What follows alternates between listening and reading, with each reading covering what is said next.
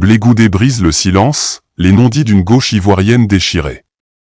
Quand un camp politique se déchire, c'est tout un peuple qui retient son souffle. Lorsque les secrets refont surface, les cicatrices s'ouvrent. Aujourd'hui, l'histoire s'écrit encore.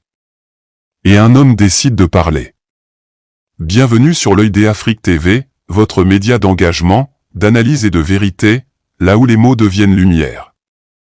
Et où chaque voix compte. La prise de parole qui frappe. Lundi 24 novembre 2025. Le plateau de la quotidienne Info, sur NCI, semble calme. Mais derrière ce décor, une parole attend de surgir. Charles Blé Goudé, de retour en Côte d'Ivoire après des années d'épreuves, d'exil et d'interrogations internationales, regarde la caméra. Et brise ce qu'il appelle un silence qui commence à condamner. La phrase tombe. Dense. Chargée. Et déjà historique. C'est le conglomérat de Stéphane Kipré qui nous a divisés. Journaliste BBC Afrique. Rarement Blé Goudé s'était exprimé avec une telle frontalité. Pour lui, une partie de l'entourage politique de l'ex-président Laurent Gbagbo a non seulement influencé le narratif, mais aussi fracturé ce qu'il appelle la famille historique de la gauche. Journaliste de Voice of the Continent. Ses propos résonnent comme une tentative de clarification, pas pour accuser par passion, mais pour rétablir ce qu'il considère comme la vérité. La voix ivoirienne au regard populaire. Témoignage Mariam, commerçante à Abobo. Nous, on veut juste la paix. Mais quand les leaders parlent, on écoute. S'ils disent qu'il y a division, alors il faut qu'on comprenne pourquoi. Et comment on en est arrivé là. Témoignage fictif au Quadio, enseignant à Bouaké. On ne veut plus de querelles internes.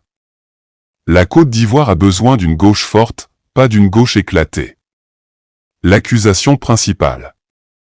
Blé Goudé est précis. Il cite un mouvement. Il cite des comportements. Il cite des choix.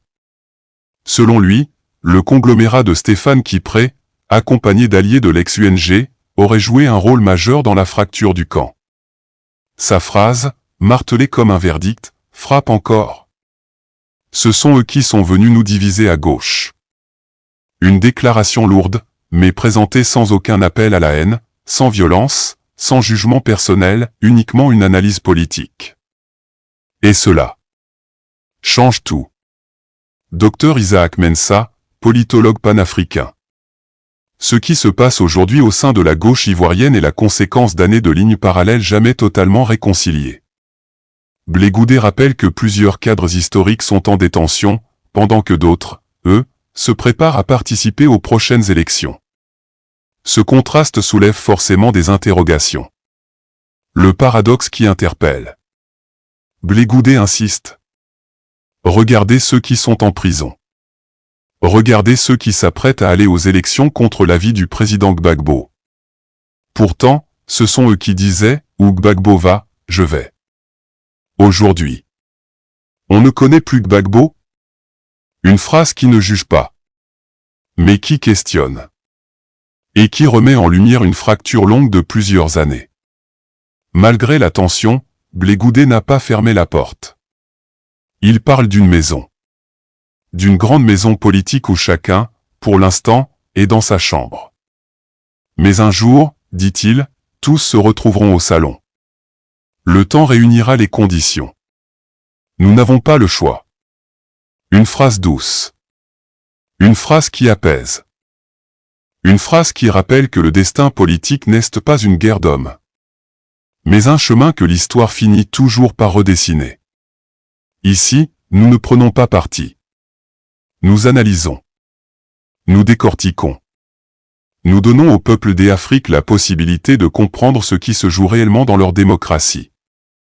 La sortie de Blé Goudé n'est pas une simple déclaration. C'est un chapitre de plus dans le long récit politique ivoirien. Un chapitre écrit à voix haute, mais dont les échos résonneront longtemps.